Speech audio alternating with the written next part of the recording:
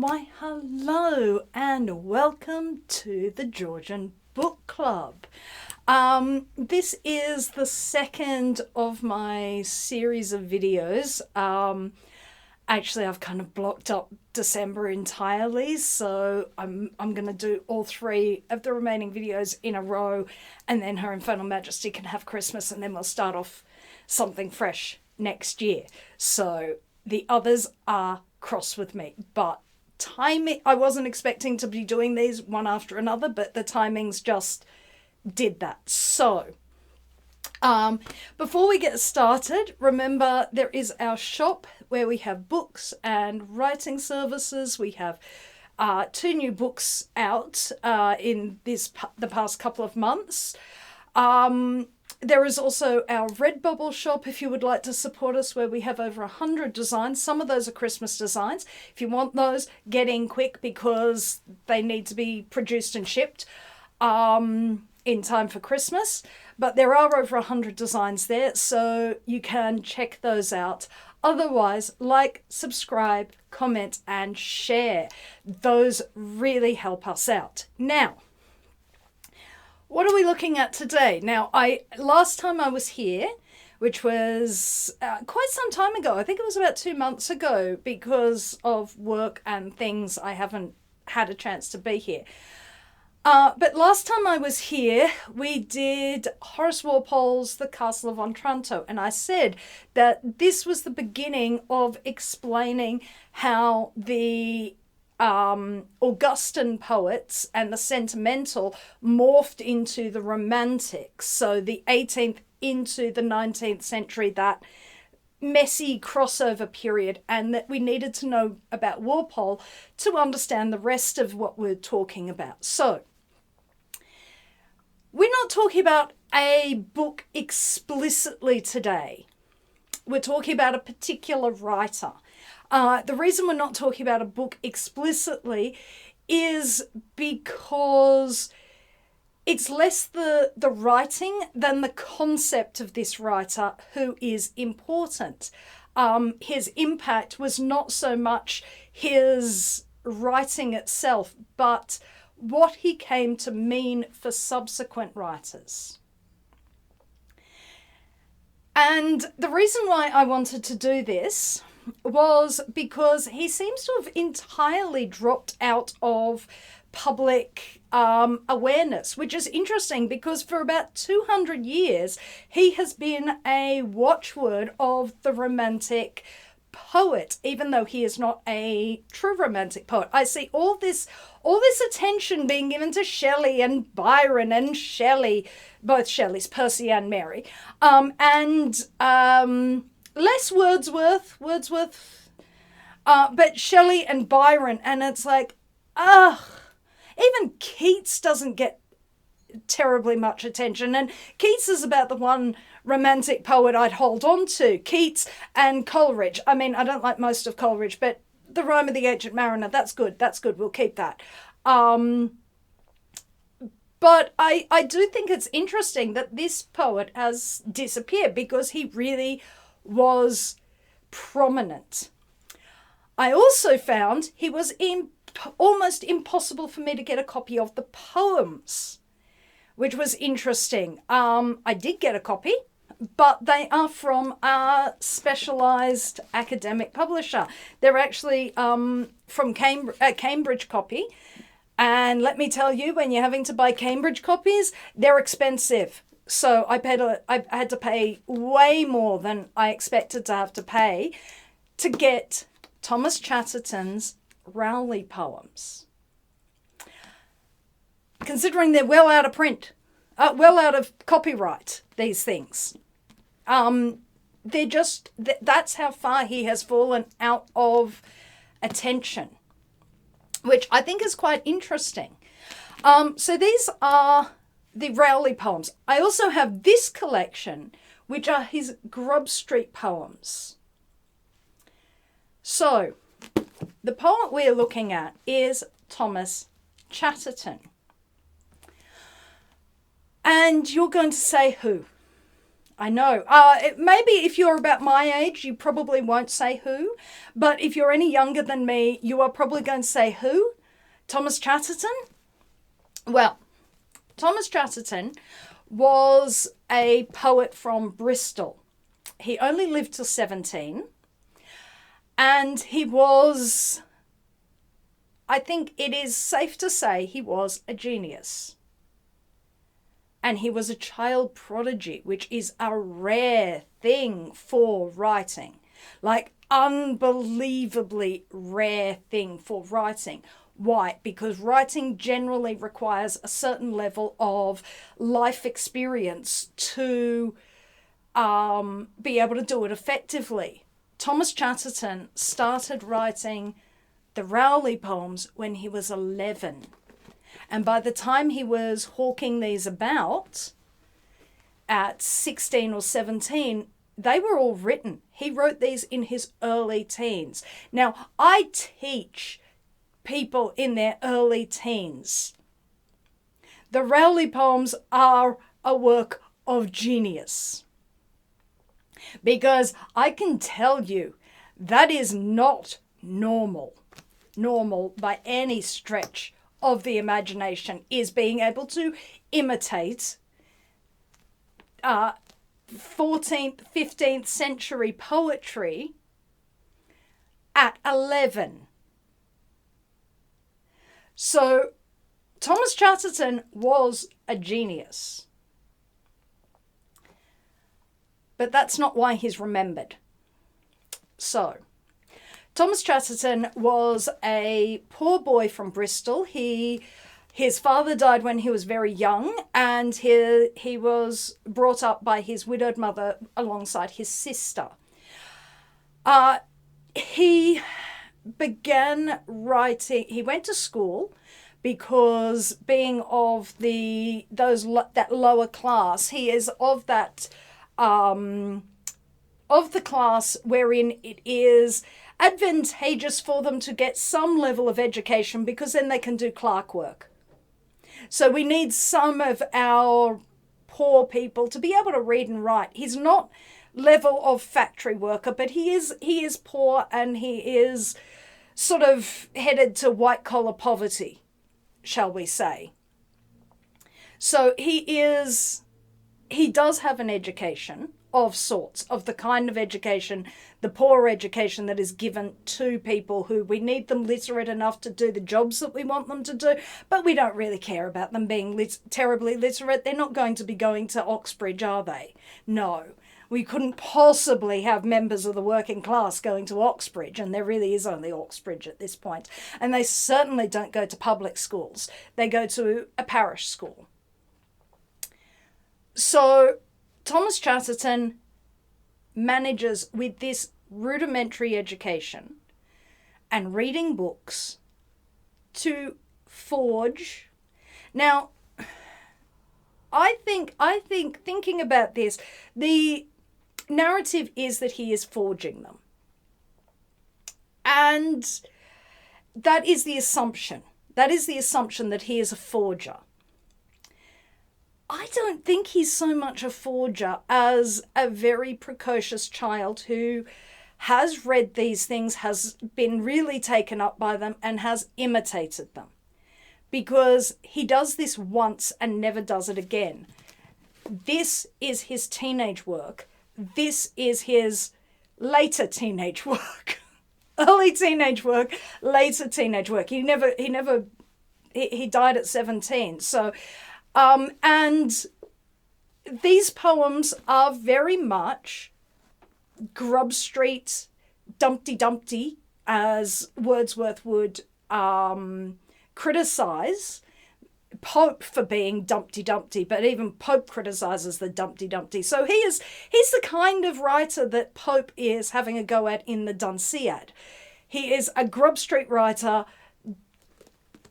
debasing poetry, but he hasn't been writing like this for very long, because he spent his apprenticeship writing, as it were, writing medieval. Okay, so he makes a genuine effort to live in London as a writer, which is not really acknowledged when it comes to the myth of Chatterton.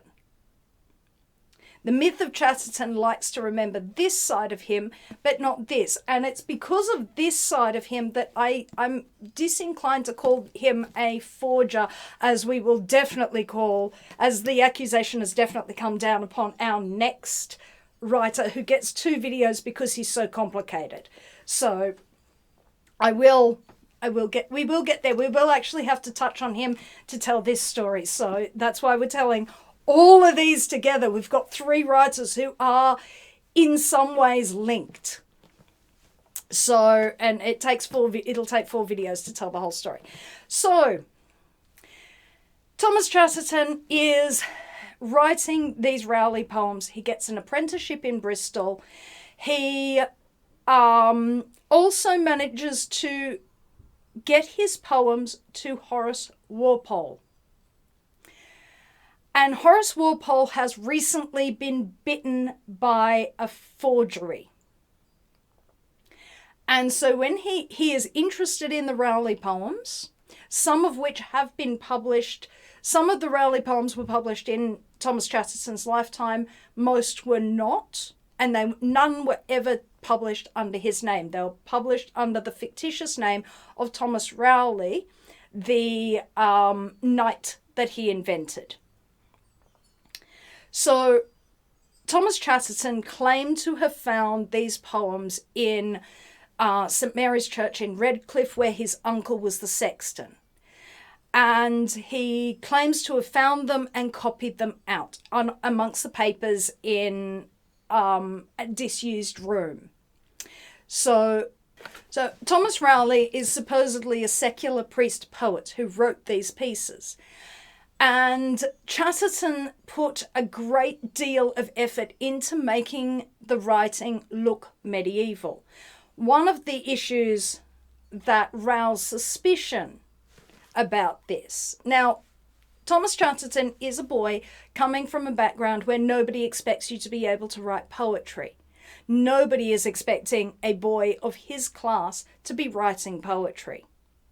Even someone like Keats is kind of a bit too far down the totem pole to be, much considered. But at the same time, he is high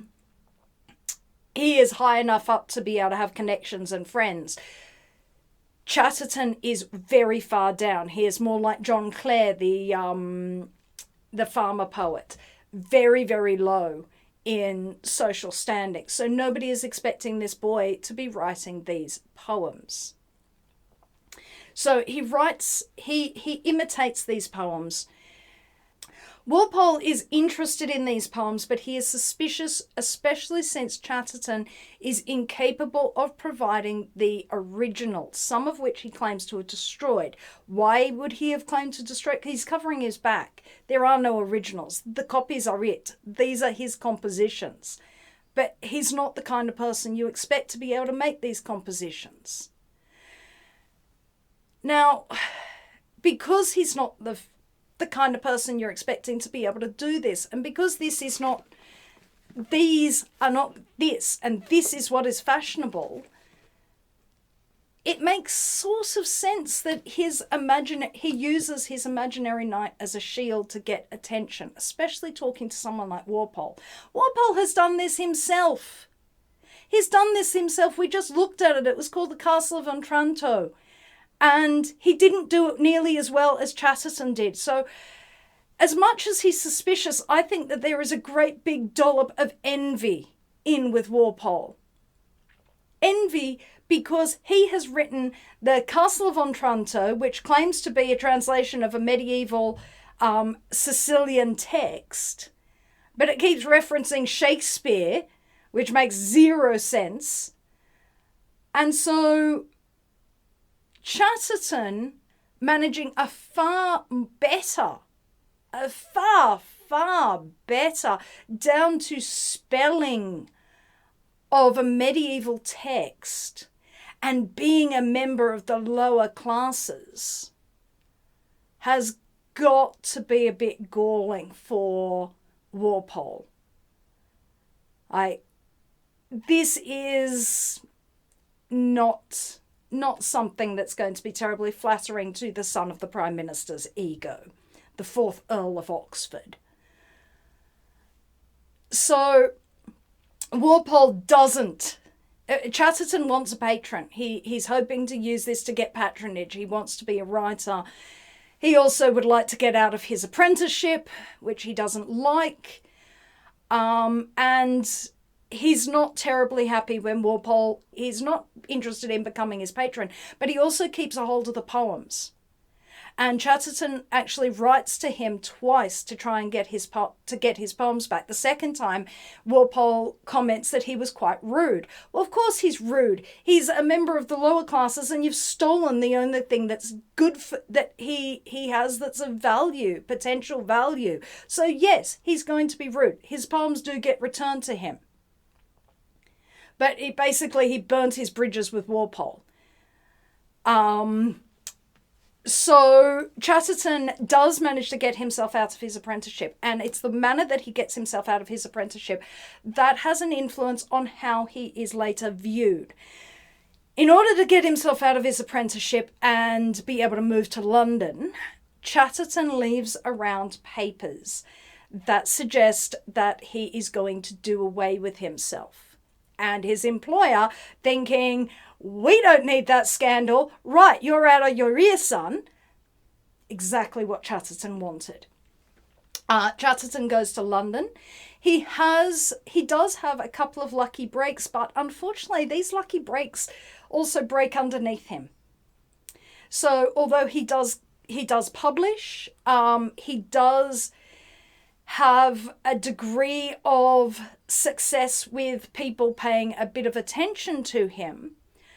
Sadly, none of these pull through in a way that will provide him with the kind of financial stability that he needs. And being a Grub Street writer is precarious. Hundreds of Grub Street writers went hungry or found it difficult or had to go back to another apprenticeship or work. Some find other sorts of work. And in fact, Chatterton is towards the end of his life actually looking at going abroad in a job on a ship, because Bristol being a maritime world, it's actually a world he understands, because he's not making enough money. So this is where the important part for the romantics comes in. Now,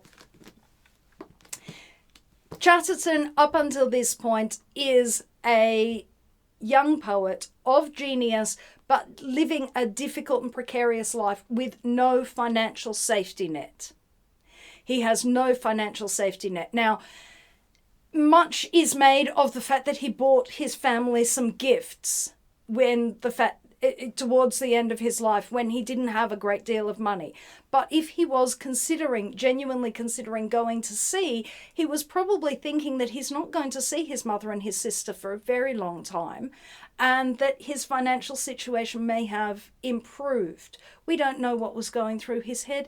He died a very long time ago, and we don't have like a personal diary of this is my life. What we have is a lot of interpretation. So he very well may have done this because he didn't expect to see them again. The interpretation of this is that this was the interpretation at the time of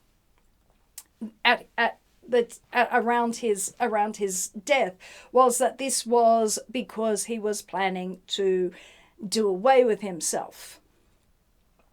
And Chatterton did die of an overdose of arsenic when he was 17, at a point where he was very, very strapped for cash.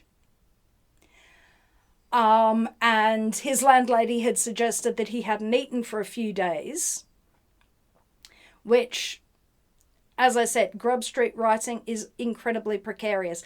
there would have been plenty of Grub Street writers who hadn't eaten for a few days. Not so terribly unusual. But the interpretation given at the time was that he did away with himself because he didn't want to resort to robbery or theft to preserve himself. He was this pure boy who did away with himself rather than degrade himself. Modern historians looking at actually what Chatterton had in his possession in terms of pharmaceuticals, which this is the 1770s. He had laudanum and arsenic. And laudanum and arsenic were medicinal. Arsenic was used to treat VD. He had a dose of the clap, and he was trying to treat it. It's now believed that Thomas Chatterton, far from being this pure innocence destroyed by high society, had got a venereal disease and accidentally overdosed himself on arsenic when attempting to treat it. Arsenic poisoning is brutal. He had laudanum. Laudanum, why? Because it's a painkiller. And in all honesty, if you were trying to do away with yourself, you'd use the laudanum, not the arsenic. Arsenic's a horrible, horrible way to die. So this idea of the young poet who is driven to his death by an uncaring world becomes really important to the Romantic idea, and it is the basis of Thomas Chatterton's fame for the next 2 centuries. And I do say 2 centuries because Janice has a book that she's going to do that was written in the 1980s. So he was sufficiently well known in the 1980s to be worth creating a novel about him. Now, the part of the reason why Chatterton is so well known throughout this period. Now, these books that I managed to find, these books were in circulation and were published throughout the 19th century. He was incredibly popular. The idea of Chatterton was incredibly popular. He tapped into the medievalism that was part of the Romantic period. Remember, we're looking at the pre-Raphaelite artists, the artists who are looking back to the medieval. Horace Walpole is looking back to the medieval for an idea of identity that is not linked to the progress and the industrialization of the Enlightenment period that looks to Greece and Rome. It's also bringing in this industrialization, this incredible pollution, this incredible urban poverty. Medievalism was seen as a antidote to that, as the modern world is so terrible. Couldn't we all go back to being, a time when we were all happy as peasants in the medieval time, when people lived according to the seasons and the land? It was like medievalism was essentially, we still have it. It's called cottagecore. It's people wanting to go and homestead and things like that. It's very much a Romantic idea. And it's the Romantic idea that of looking at landscapes rather than people, which Johnson does where he ignores the landscape to ask a Highland Scot what he ate for breakfast, because that's an Enlightenment idea. Whereas looking at the landscape, yes, it's a rock, great. I'd like to know what this man has for breakfast. Very different understandings. The very nature-heavy writing of people like the Brontes, of people like Sir Walter Scott, of the Romantic poets themselves. This is very important. The medieval settings of someone like Sir Walter Scott. the medieval motifs that run through Romantic poetry.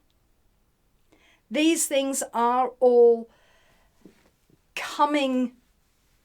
Chatterton is intertwined in all of this. He is imitated a medieval poet. He has, more than that, lived this pure life and died tragically. And he becomes the subject of an extremely famous painting.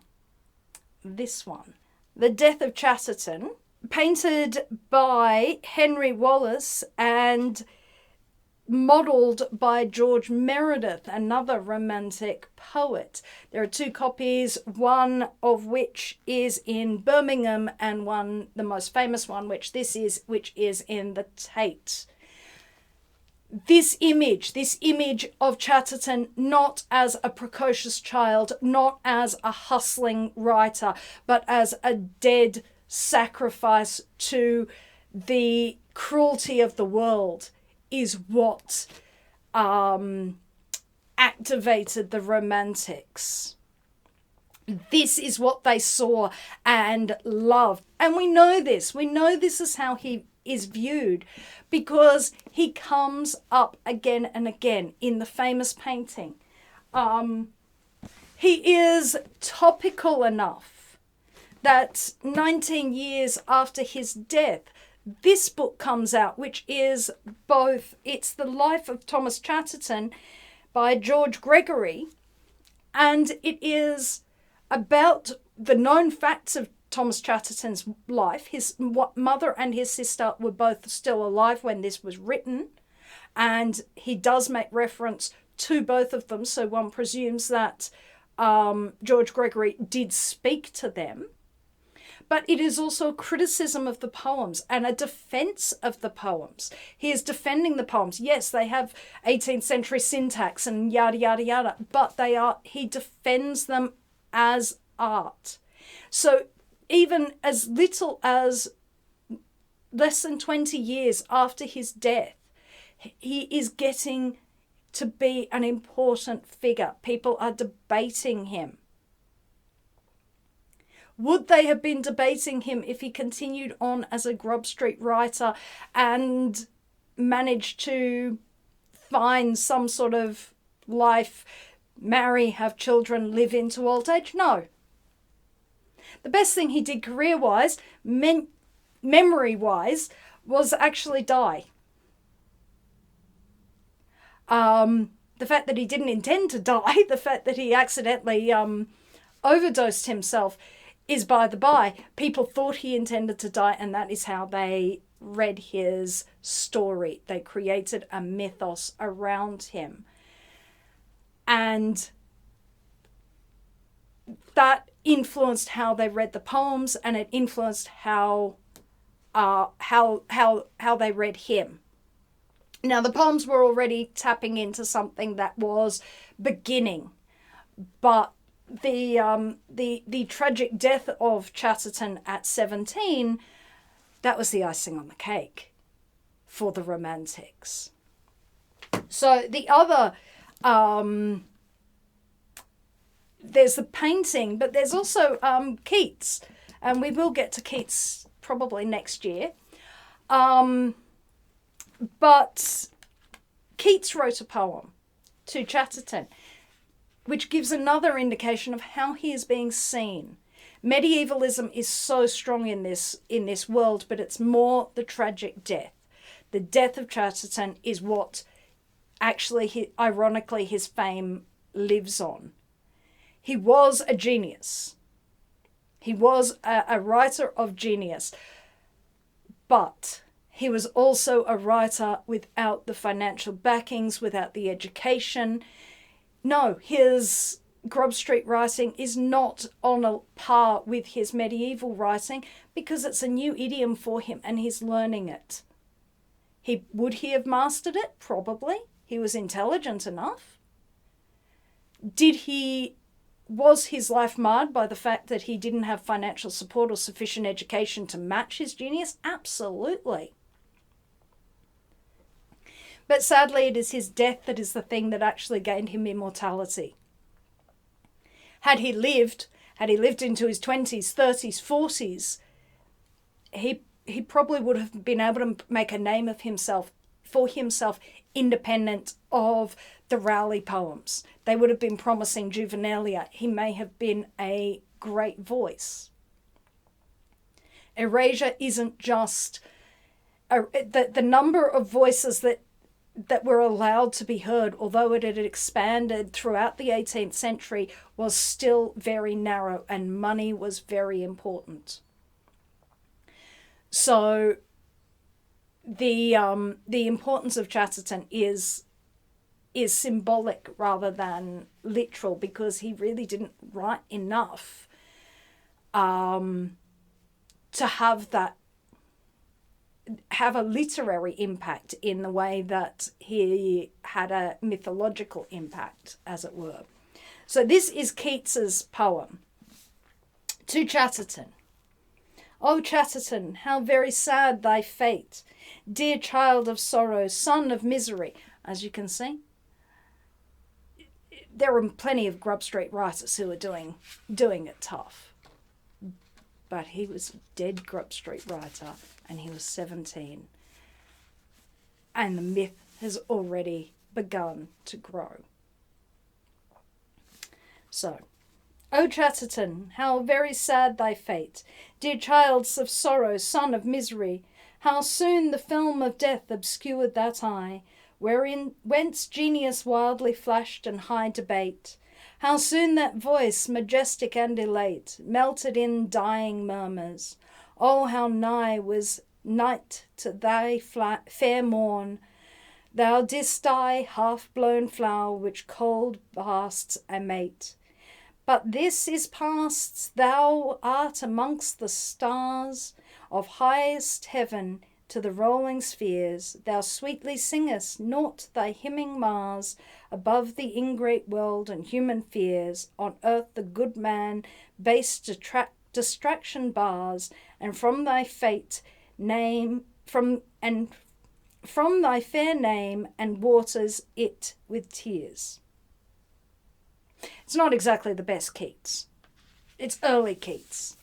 Keats at more or less similar sort of age. Keats, actually the idea of a youthful death and wasted talent is quite strong among the Romantics. Keats famously died of TB at only the age of 25. Shelley drowned young. Byron died being heroic at about 40. Whereas people like Wordsworth and Coleridge lived into a ripe old age, only to discover that they were becoming more irrelevant, more staid, less bright young things.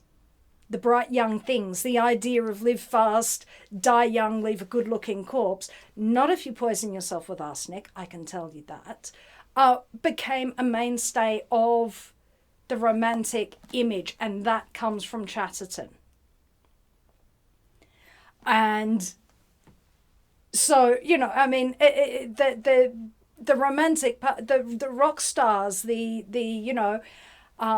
rock stars of the 60s and 70s have nothing on the Romantic poets in terms of this, or in fact they are following on from the Romantic poets. People like Brian Jones or Jim Morrison or Keith Moon or John Bonham are all following on in this Romantic footsteps. We still have it. Chatterton is still informing what is cool.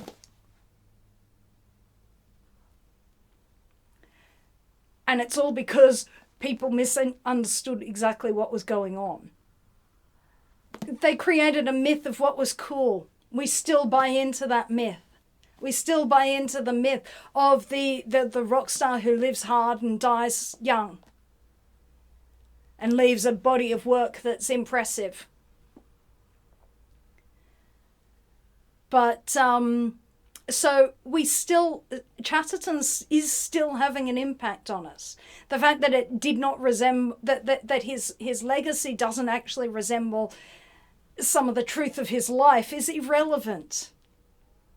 So the myth of Chatterton continues to live on, even if we've forgotten who he is. So that was part of the reason why I wanted to talk about him. He is really crucial to the idea of the Romantics, the image of the Romantics. His writing is not so much the thing that is most important in terms of its impact. It does have an impact. He was published posthumously. People did read it. That is why they were so engaged with it. But the story, the idea of Chatterton, the mythos of Chatterton is still informing what we think is cool. It still informs that. This is not an accident. It was a deliberate construction of an identity that starts at Chatterton. It runs through the Romantics and all the way to the modern day, because it is that idea of wasted potential. Chatterton, without dying so young, would have probably just been a footnote in history, an attempt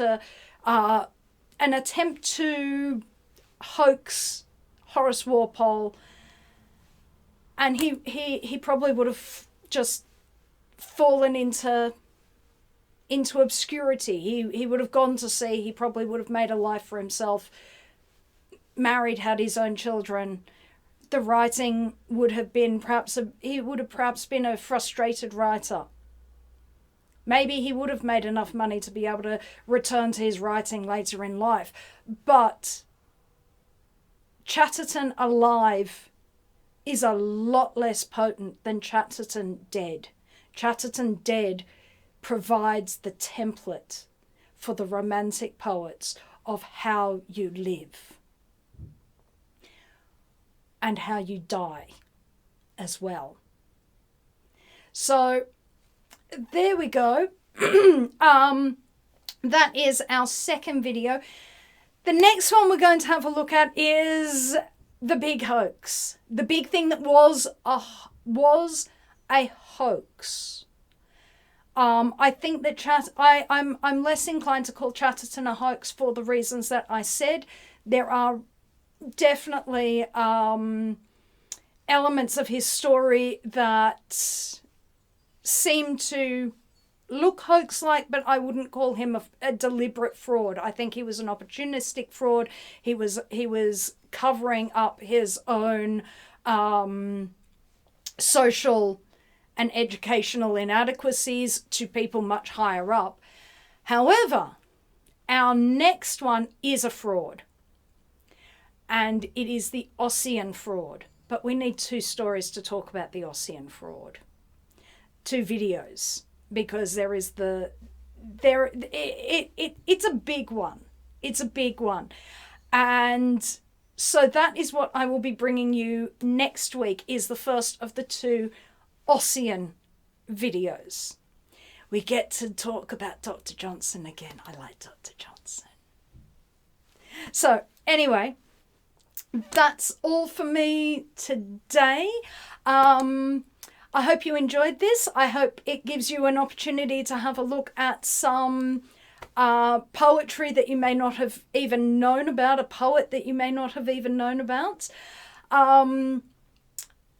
He is hard going, I will say that, because he's writing in an idiom that is earlier than Shakespeare, and I find anything earlier than Shakespeare is quite difficult for modern English readers to understand. I'm quite good with Shakespeare, but earlier than Shakespeare, unmodernized Chaucer, for instance, no, it's not happening. So he is very difficult, and it does dull an appreciation of the poetical skill when you are having to really pick your way through language that's quite difficult to understand, but it is part of the